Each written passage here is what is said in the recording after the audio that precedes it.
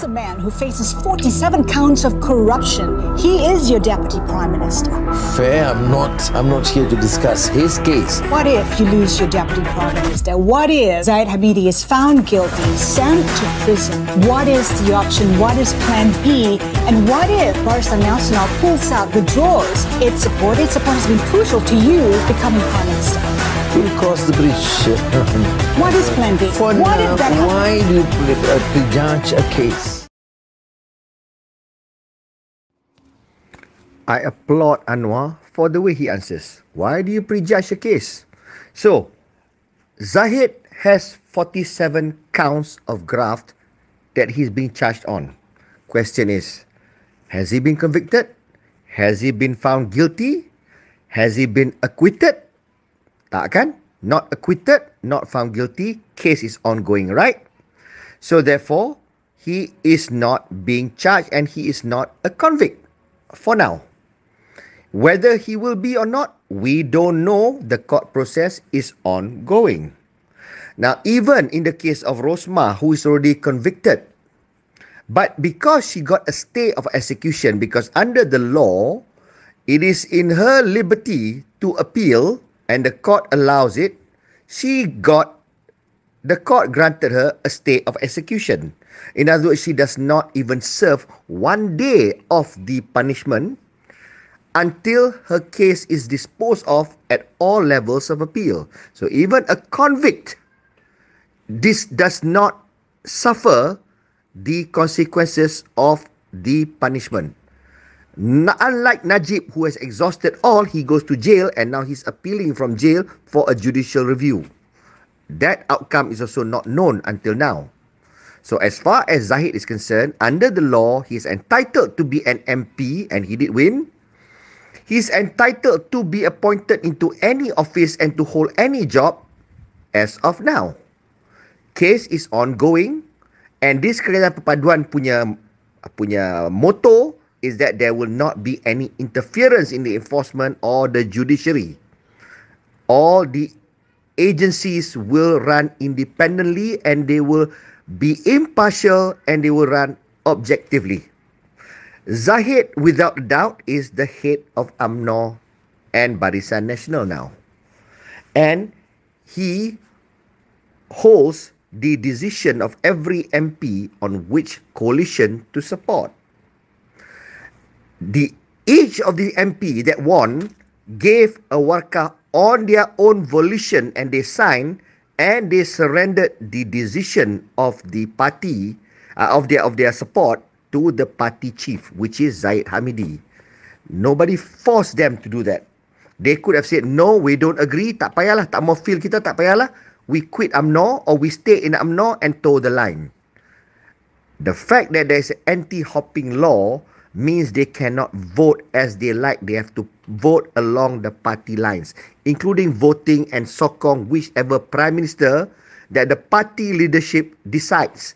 That is again law. There's also law. So as far as Anwar is concerned, he led Pakatan Harapan. He got only 82 seats. Muhyiddin got only 73 seats. BN got only 30 seats. GPS got only 23 seats. The rest even smaller. Nobody qualified to become Prime Minister. Nobody qualified to form government because you need at least 112. Before election, Pakatan Harapan said, no UMNO, no kleptocrats, we are against kleptocrats.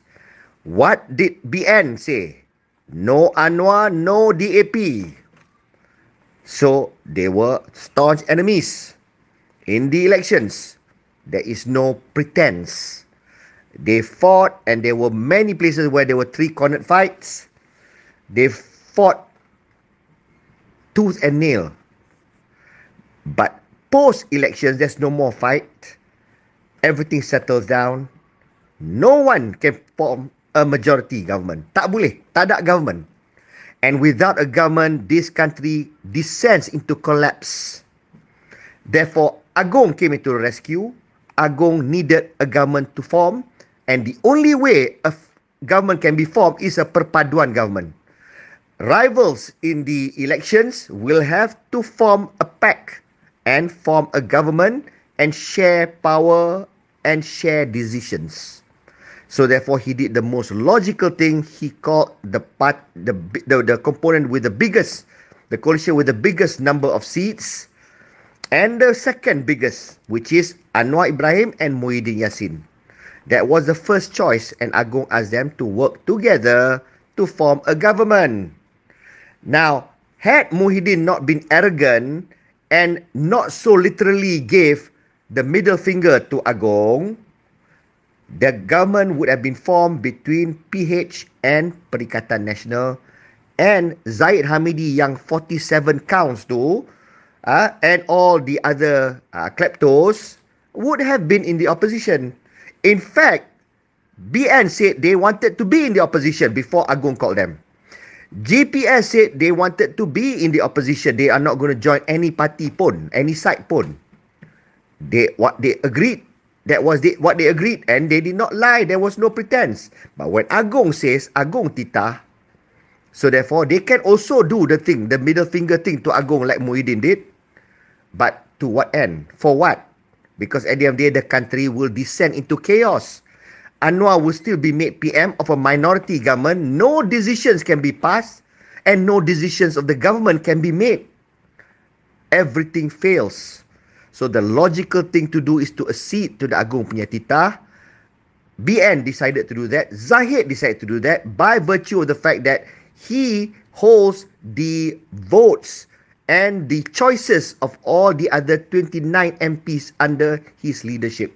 Even though they may want to support Muhyiddin, they cannot, because if they support, they go against the party's desires, they lose their seat. Again, everything collapses. GPS naturally will support whomsoever that becomes government, because their focus is the development of Sabah and Sarawak and to get what is just for them. MA63 is the foremost goal for Sabah and Sarawak. So therefore, GPS did the logical thing. The other smaller parties, they can either be part of the government and be to certain extent influential and relevant, or they can stay in the opposition and just be a mouthpiece of their people in the parliament. They can choose. But naturally, being with the government is stronger. So many of them also lend support to the perpaduan government.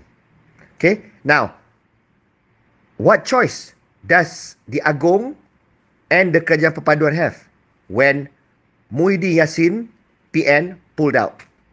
The third biggest component was BN. So, kena masuklah. There is no wrong or right.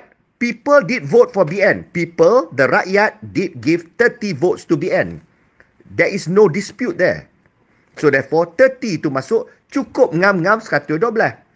What can Anwar say? Oh, I don't want Zahid. Then, tak ada government lah. Zahid boleh kata, I don't want Anwar. Then, you are not part of the government. You stay opposition. They kena make a decision. So therefore, form a government. Naturally, Zahid being ketua becomes DPM. Fadilah becomes ketua of the GPS, becomes DPM. Rightfully, when nobody qualifies as PM, kalau ignoring the constitution, okay, there should be 3 PM. One from PH, one from BN, one from Perikatan Nasional. 3 PM and they take turns making decisions. Tak boleh ikut siapa satu pun. But our constitution doesn't allow 3 PMs. There can only be 1 PM. So therefore, the natural thing to do is to create 2 DPMs. Since tak boleh. And they are the smaller parties, smaller seats.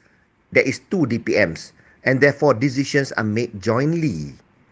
Joint decisions, but at least they agree to a certain charter, non-interference of the enforcement and the judiciary. So therefore, Zahid's case will be ongoing. He may be found guilty or he may be acquitted. All depends on the ongoings and the proceedings of the court. Until that time, this perpaduan government holds. This perpaduan government functions and it is achieving leaps and bounds. We are recovering so much money. We are discovering so many abuses and these people are being investigated and likely to be charged, and the full wrath of justice reign upon them. Recovery may be possible, confidence of the investors may return, and the country is headed towards the right, is on the right trajectory, headed to the right direction. So for now, why you want to focus later? Cross the bridge when you come to the river. The river can be anything. If Zaid is guilty, he goes to jail, or he threatens to pull out, or the rest are going to pull out, then so be it. Que sera, sera. If the government falls, it falls. But from now to then, if all the other MPs have confidence in Anwar as Prime Minister, they are assured of the reform agenda and they like where the country is going, who's to tell whether the Perikatan Nasional MPs will not support Anwar as PM? How do we know that?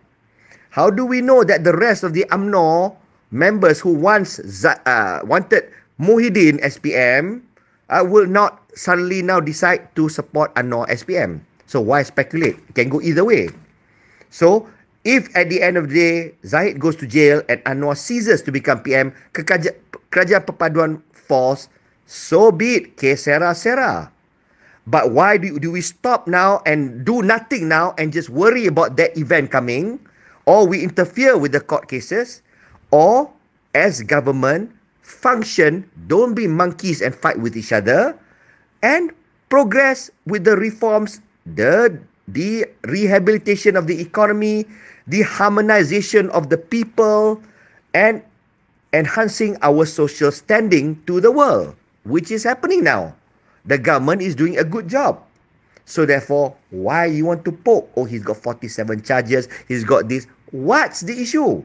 So he's got 47 charges and he's being charged in court, and the court proceeding is continuing. So what the F is the problem?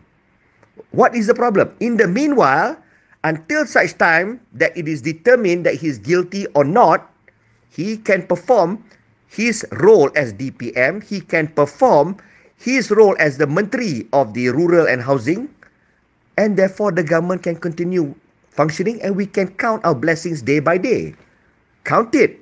As long as this Kerajaan Perpaduan can stay, we are benefiting, and every day extra is a difference. What will be, que sera, sera.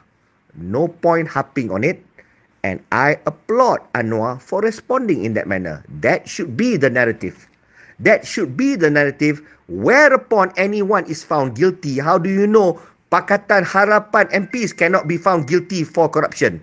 If that happens and become less, que sera, sera. Whatever happens, happens. So, enough said. Assalamualaikum. Do not forget to click like and leave a comment and share this video with your friends if you enjoy it.